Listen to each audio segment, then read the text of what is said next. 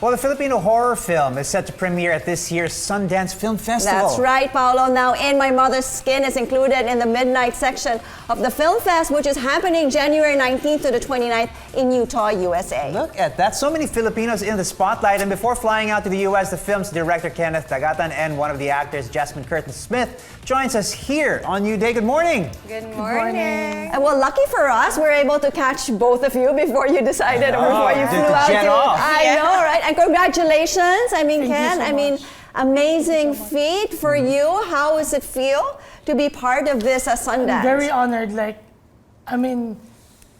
We watched Sundance films way back, high school. Yeah. Right. Like when and to actually be part of it now. And it's really hard to get in. And not only, as you said, it's so hard to get in. You are the only Filipino featured film actually included. The other one is a short film. Right. Which and is the only foreign film, I believe, in your category, That's the midnight category. right. Yeah? Yes. Oh, it's just like, It's really crazy. I can't even explain it how crazy it is. how was the journey of this In My Mother's Skin? It's an interesting journey because we started way back 2020, but I wrote the script in a short film form way back 2015. Okay. Okay. And then I approached Bianca and Brad to produce it. Then we start writing 2020. So this was in the works before you had your first feature film debut, in 2018. Galing. And it's interesting that this is a co-production between the Philippines, Singapore, and Taiwan. Tell us a little bit about how that all came together.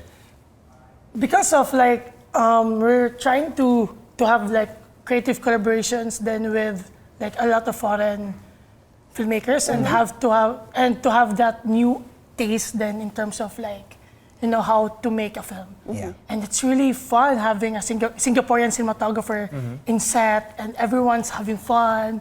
And there's no language barrier in terms of creative. Yes. Because I think that's one of my when I heard I need to have a foreign cinematographer, I started maybe there's a language barrier or even Foreign din naman culture. tong artista mo.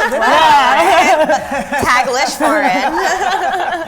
But it's really fun. So it seemed like you guys had the same language. You're all on the same page. But how did you divide, in terms of the work? Did you ever clash? You say, no, I want it this way or that way. How did you manage that? No, because for me, it's making films so fun because you're playing a lot of ideas and everyone's putting ideas on the table and you have tools to play around. And I think I had fun with my cinematographer because... It sounds like a great set. I want to be part of It's really good energy on the set. Well, tell us about that. Tell us about that. Oh, it's really good energy on the set because what he was saying that I guess the biggest fear of having multicultures or different backgrounds is that you're afraid the language will get in the way. But because everyone's just so creative and charged with that input and collaboration is, I guess, the core of it all for our directors and the back end. Kumbaga, the actors, we are the paint that gets put on the canvas, and they're the painters. They're the ones who create and sculpt the actual artwork. So that language allows it to become easier, and us as actors, we can also understand what, for example, the cinematographer. I could get a feel of what he wanted because I have, thankfully, some experience, under my belt. But also just I think the free spiritness of everyone on this set and everyone just wanting to make sure that we don't waste the chance of this collaboration because it's not always that you get supported by, I think we're supported by 3 or 4 countries altogether. That's right. So that's big. Lucky as well.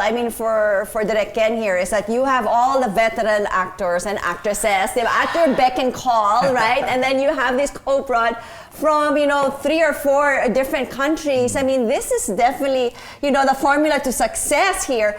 What is the story about? You had this as a short film way back in 2015. But it's really different now. Oh, okay. So the story is set in the last months of World War II. So it's set in 1945.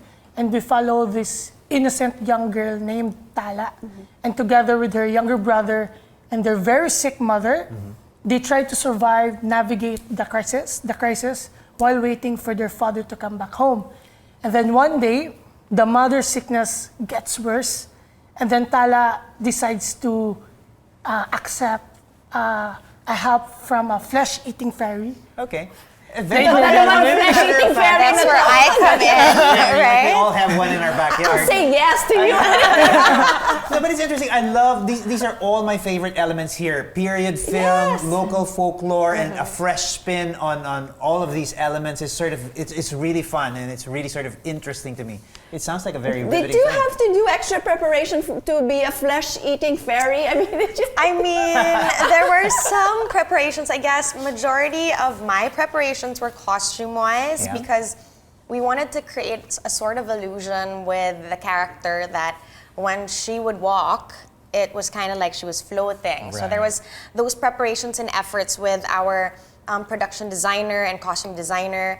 And as well we tried prosthetics for a bit, and then we tried different types of makeup to make it look like my skin was porcelain. And you know how the Santo Niño or the Mother Mary or saints, when they're created into a sculpture, the skin is just so perfect and just like there's that eeriness There's to that. there's a beauty and a creepiness about That's those true, figures, and I think yeah. you're trying to capture that, and I'm looking forward to seeing how you guys put that all together. Now, obviously, this is a dream come true. You guys are jetting off to Sundance and Yes. taking part in this fantastic film fest, and like I said, there's so much focus now on Filipino talent. It must be great to, like I said, bring the Filipino talent and put the spotlight on us on a world stage. It's I mean, it's amazing. I mean, like for you, Jazz. I mean, I remember you saying that this is actually a dream come true. yes, it is, and And you, sabi mo, you've been around. I mean, you've I mean, done, you know, like a decade in, so I guess like this is like the pinnacle of my career so far, and what more for Director Kenneth, because like this is his second film, and like to go to Second pa Sundance. lang. Second feature. Are you in Diba? love with horror, Yes. Direk? Ayaw Ever ba ng since masaya high ng school. mga movies? I mean, what is it about Masaya this para sa kanya yung horror. this genre? Well, in fact, let's talk about the midnight, this category. You know, it's sort of, I don't know, it defies definition. I think by the very nature of, you know, the midnight selection, these are films that will keep you up at night, won't allow you to sleep for whatever reason. You know, it's not necessarily, you know, overly scary. It's just films that are so interesting na hindi mo talaga tutulugan to. What is it about this genre that you love? I think for me kasi the genre has like a lot of opportunities to tell themes or even discuss like deeper messages that can show what the real horror in our world is. Like Yep. And I think as a filmmaker you have the responsibility to tell that message then. And horror genre is really like you can go crazy in terms of like themes. Right. Look at you light up when you say, you know, horror, you can go crazy. I know. So yeah, that's why I really love it. I've been watching horror films since I was like a kid. Yeah. Right. Well, you know, you've done well for yourself, your second film in, and already, you know, 2 festivals.